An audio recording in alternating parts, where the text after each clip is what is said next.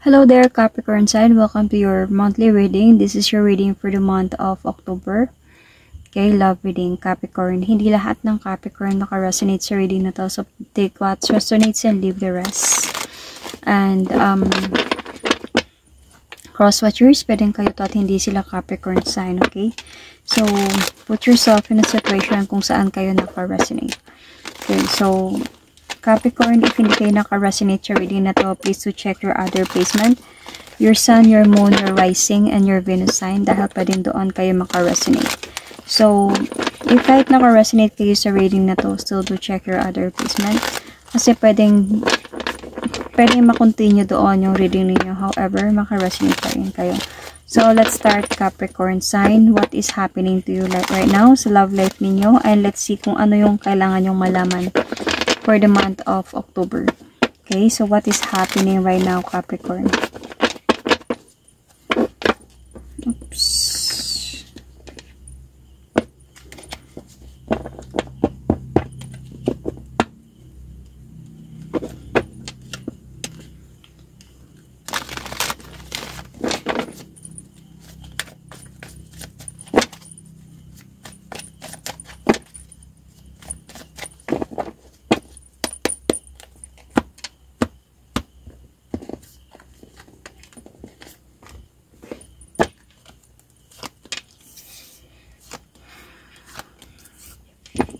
I can sense ikaw to Capricorn, umalis ka sa isang sitwasyon, sa relationship ninyo, and nagmo-move on ka ngayon. You are like showing this person that parang nagmo-move on ako. I am like enjoying my life right now, being single.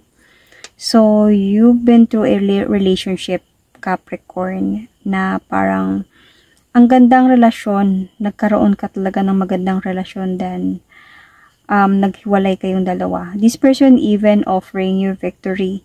Marriage, baka nag-propose na nga to siya sa iyo eh. Pero nagkaroon kayo ng hiwalayan. Nag-away kayo to the point na siya mismo nag-cut off ng relationship niyo. Nag-away. Betrayals, decisions, meron dito, trapped in a situation, cheating even. Kaya ganito ka ngayon. So, Capricorn, baka malakas yung fire signs sa chart ninyo. Okay? Just check your placement. So, let's see what happened, Capricorn, recently or in the past. Sa relasyon na meron kayo. Kasi nakita ko, ang ganda ng relasyon ninyo, dalawa. Even na nakapag-offer siya sa'yo ng new beginning talaga. I mean, baka proposal, marriage. So, what happened recently or in the past? See, mayroon talaga kayong plano dito, dalawa. And even your person is like willing to move forward towards with you. Okay, so inayos ko lang yung cam, naggalaw ko kasi. So, anyway, until nga sa nagkaroon ng betrayals, nagkaroon ng cheating dito sa sitwasyon ninyo. So, actually nagsisisi person talaga sa mga nangyari before, nung naghiwalay kayong dalawa. Nagsisi siya and ikaw naman nag-focus ka sa yung changes. Okay, being a single person here. Nag-focus ka dito. This person even wanted to come back to you to offer you again kung ano yung na-offer niya sa'yo. Pero it seems like parang naging cold na yung sa inyo. Naging cold na yung situation sa inyong dalawa. So, this time, nasa point ka na you are a single and you have already walked away emotionally from your relationship. You are enjoying your life this time.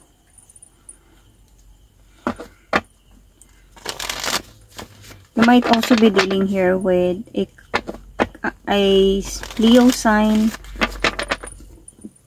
Aries, Sagittarius, Leo. Okay, so ano yung feeling ni person mo right now? ng ganito na kayo ngayon. Ano yung nararamdaman niya? May nararamdaman pa ba siya?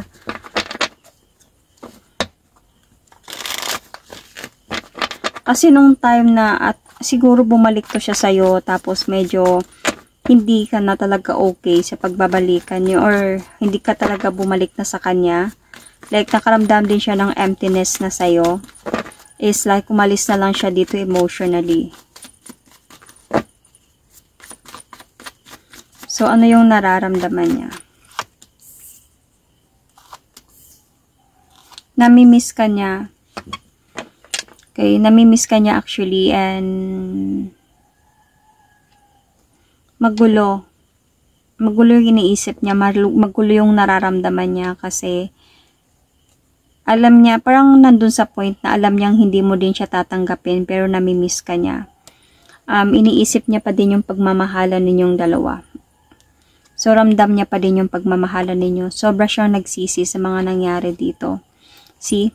Ayaw mo na siyang tanggapin.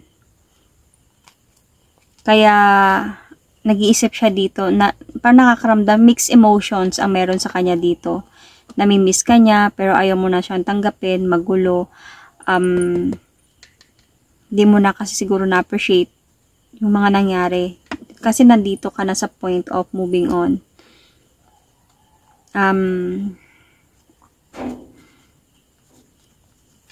Naghihintay siya actually na maayos kayong dalawa.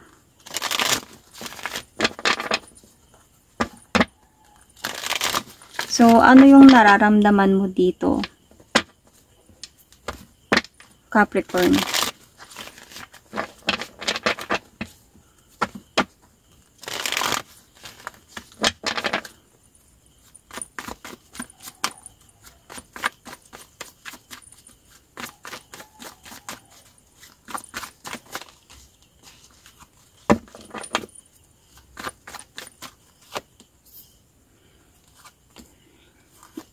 Mahal mo pa din naman siya, Capricorn.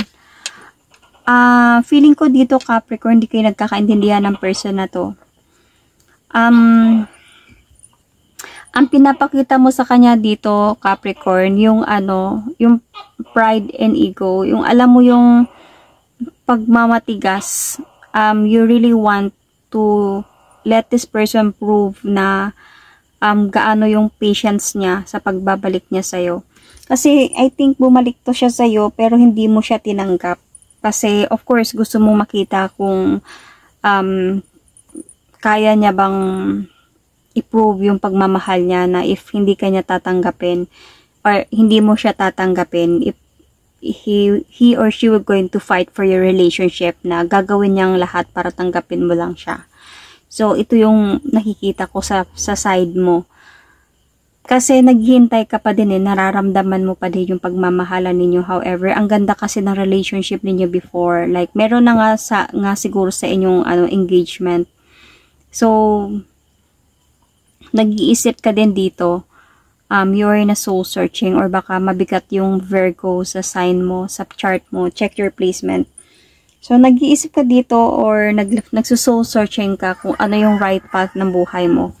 Ito na ba yung pagiging single mo, pag-enjoy mo being a single, or you still want to come back to that person?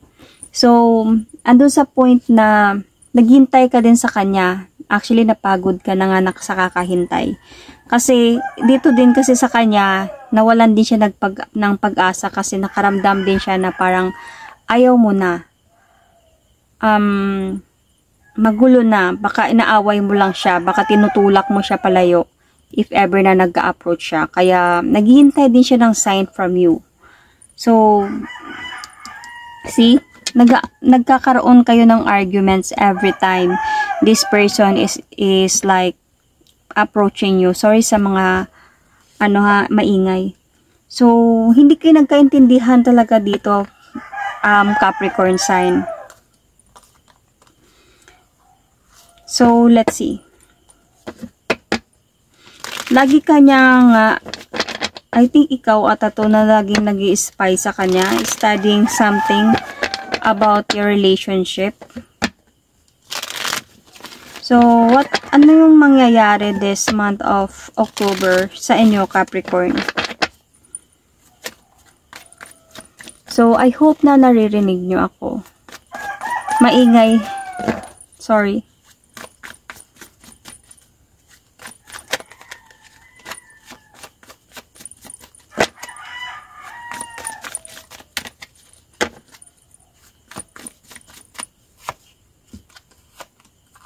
So, this month of October, Capricorn, I can see that this person will really come back to you. There is a possibility na magkakaroon ng reunite sa inyo. Magkakaroon ng reunite and or sabihin natin na this person will going to offer you a rebirth. Wanted to have a rebirth with you.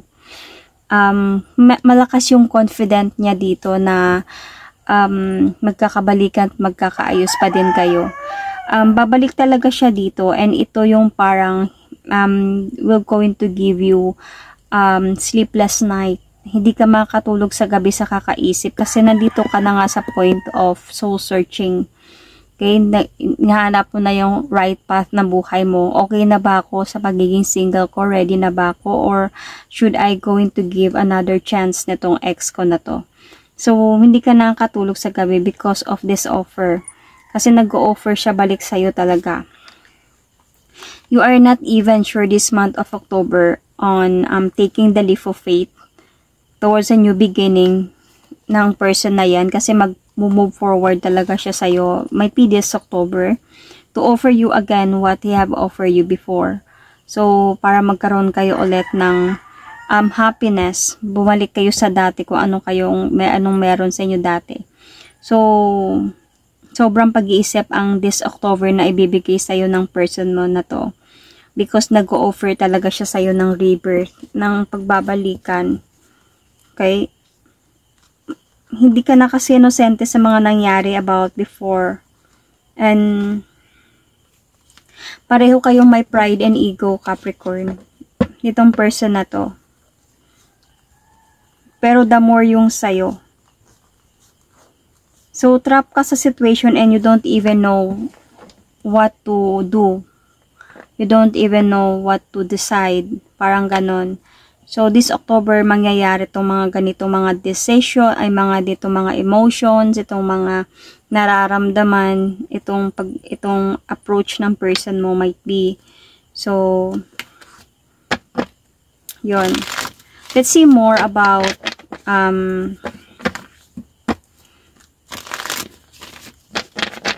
future outcome.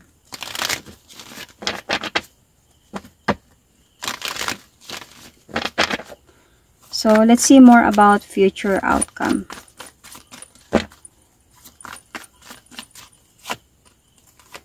Confusion. There is a chance pa, Capricorn, in the near future na magkakaroon pa ng pagbabalikan sa inyo ng person na to.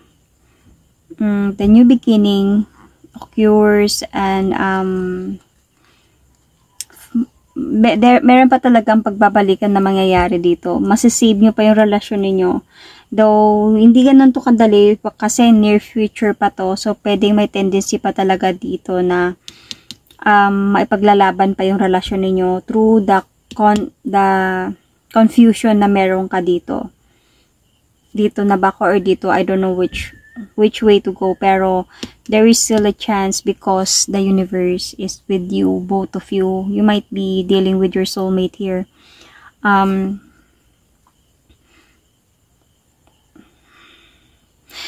think ang kailangan mo lang talaga dito judgment. Then you can accept this person again in the near future. So, yun. Ang ano ko dito, ang might be advice ko dito, kailangan nyo mag-usap, Capricorn, with your person kasi hindi kayo nagkaintindihan. Pareho kayo naghihintayan sa isa't isa. Pareho naging matigas ka kasi dito sa kanya and he thought na ayaw mo na talaga. Kasi yun din yung nakikita niya sa'yo this present. You are enjoying your life. Yun yung nakita niya. So, nararamdaman niya na ayaw mo na talaga. Kaya, para sa kanya, willing din naman siya na to walk away. Pero sa'yo din, naghihintay ka din, nagiging matigas ka lang. Gusto mo lang na ipaprove sa kanya na paglaban mo ako, kung mahal mo talaga ako, kahit matigas na ako ngayon. Parang ganun. So, that is my reading for you, Capricorn, for the month of October. I will going to pull an oracle card, sorry. This is an Angel Answers Oracle card. So, a message from the angel. Hindi siya actually connected sa reading, but might be some of you makaka-relate dito sa message ni Angel Sonia. So, this is it. Maingay, sorry. I bring you message from your deceased loved one. Okay? I am happy and at peace and I love you very much. Please don't worry about me. So, meron siguro kay some of you Capricorn people na may namatayan. May mga past person na sobrang special sa inyo na nasa heaven na and wanted you to know that parang nag-send sila ng message to Angel Sonia to tell you that they are okay and they love you so much and don't worry about them. So, that is my reading for you, Capricorn. Thank you and God bless.